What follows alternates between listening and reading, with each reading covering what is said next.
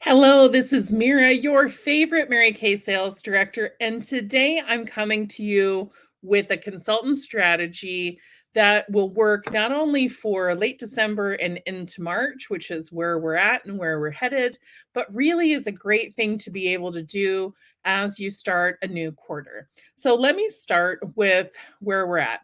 Right now, there are about 5 or 6 people in our unit who keep getting really close to a star, and we keep talking about it, we keep working on it, and we get to the end of the star quarter, and because life has been insane, you're not quite ready you don't quite have enough momentum to go for it. So I want to talk specifically, I want to talk to every consultant, no matter where you're at and what you want for this next quarter, but specifically for those of you who would like to create a little bit more momentum in order to help you achieve and maintain star consultant status.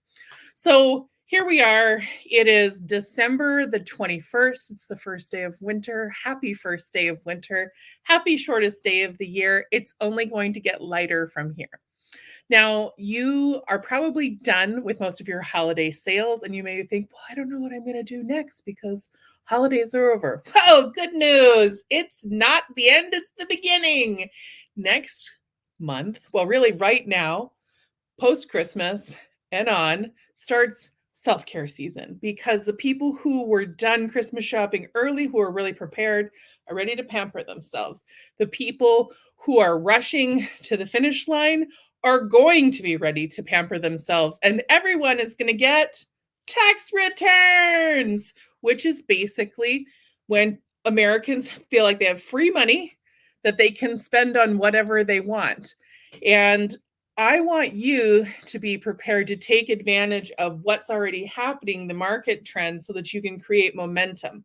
For my business, January through March is always the strongest quarter of the year. And historically, with our unit in the last 5 years, really, if you look through our entire career as a unit, it has always been January, February, March, April, and May that are our biggest months.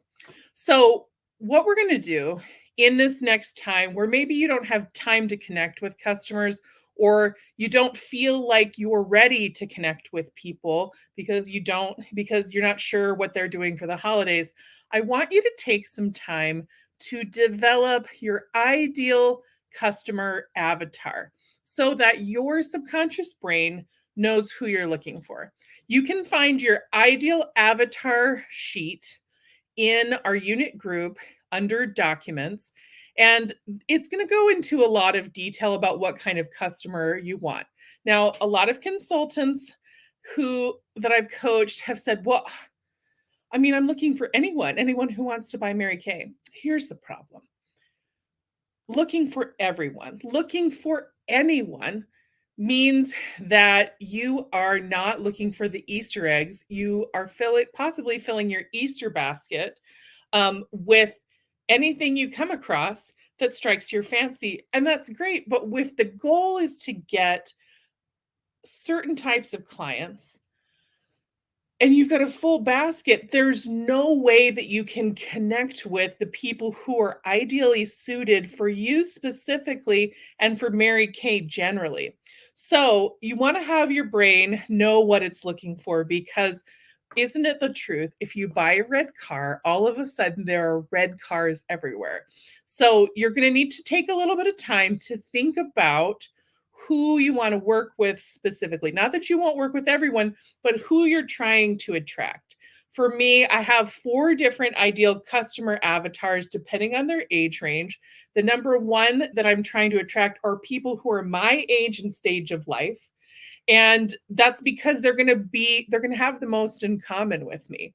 Second group I'm trying to attract are the women who are just a little bit older than me. Third ones that I'm trying to attract are the women who are just a little bit younger than me, but who have kids the same age as my kids are. And fourth, I'm trying to attract those young 20-something professionals who are childless and not married yet and who want to be me someday. So each one of those groups has different psychographics, has different demographics, depending on, which customers they are. And this is coming out of my experience with 20 years of different kinds of experiences. If you have questions and you want to know what my demographics are, what my psychographics are, I'd be more than happy to talk with you about it. Send me an email or a DM, and we can set up a time to talk about that. Okay, so now that you have your ideal customer avatar, let's think about who you know who fits that avatar. Now, not everyone who fits your avatar is going to be interested in the product, in the business, in any of it, but at least they might be able to refer you to or introduce you to, even if it's socially, you're going to be able to meet people who fit into that avatar through the people you already know, because like attracts like. And the amazing thing is that ever since I started using an ideal avatar for recruiting and for customers, people are coming out of the woodwork. They're everywhere. I have never had to work so little to attract so many new clients. It's amazing. Now, once you have your ideal people, you're going to think about who you already know who fits that. You're going to share your ideal client avatar with your balcony people or your ride or die people. And you're going to then, and as they know who it is you're looking for really specifically, they'll start, maybe not right away, but they'll be able to put that in their brain. And red car, red car, red car. So you also want to take some time right now while there's not a whole bunch of activities, which basically from tomorrow till about Monday the 3rd, while there will be special Christmas activities, while there will be travel, there won't be soccer, basketball, cheer.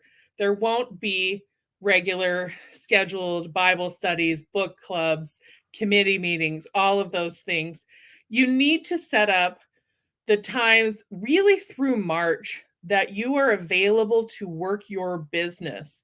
And I encourage you to use your weekly plan sheets, which you can print, or get an Amish calendar. So thank you, Shannon Baldry, for that term. And that calendar, that paper calendar, you're going to think about how many hours a week you want to work your business. That's really going to be determined by what your per face average is. That's going to be determined by what your average reorder business is and by how many customers you're wanting to add to your client list so that you can be averaging 300 in sales a week so that you can be supporting a star from your sales. And all of those things are things you're going to have to do you're going to have to figure out your averages by seeing faces. If you're new, or you don't know, I would say $25 to $50 an hour is or a face is what you're going to average. You're going to say you're going to average. We want to do low so that you feel better about the results. And then you're going to have to start doing your weekly accomplishment sheets week in and week out. There are videos in my YouTube library and in our unit group that go over how to do both of those things. One of the most important success tips that I can give you is to set goals for stuff you can do every day. Basically, how many calls you can make, how many bookings you can make, and how much you can sell. And I used to use just a blank sheet of paper, and I would pin it up on my fridge, and I would have my weekly goals, and I would have tally marks for sales, for calls, for bookings. And then I would add more. I added more things the more sophisticated my business got. But those are really the 3 things that you should track. And I would just do a tick mark. If my goal was $1,000, right under sales, I would write $1,000, and I would cross it off and write how much I had to go until I got to my $1,000 each and every week. It was on my refrigerator so that I had accountability with first my roommates, secondly with my mom, and then now with my kids, because Richard can't see it, but I try to make sure he knows where we are for the week each and every week. And so you're going to track that. You're going to figure out what your goals are. You're going to start working on that. And then you're going to you want to set yourself daily and weekly goals for things you can control and be consistent. I encourage you to start out by doing a lower level activity that you know you can achieve, or that is just, it's the difference between reaching a little bit and reaching above your head like this. So when you're starting out, you want to start with a little bit of a reach, and then you want to go from there. My stepdad was a college athlete in the high jump. In fact, he qualified for the 1980 Olympics. And of course, the US boycotted that particular summer games. But he also coached track, including the high jump at my high school. And while I was not a track athlete, I was a track manager. So I hung out with all of them, and they'd say, "Oh, Mira, your dad, he taught us something really good."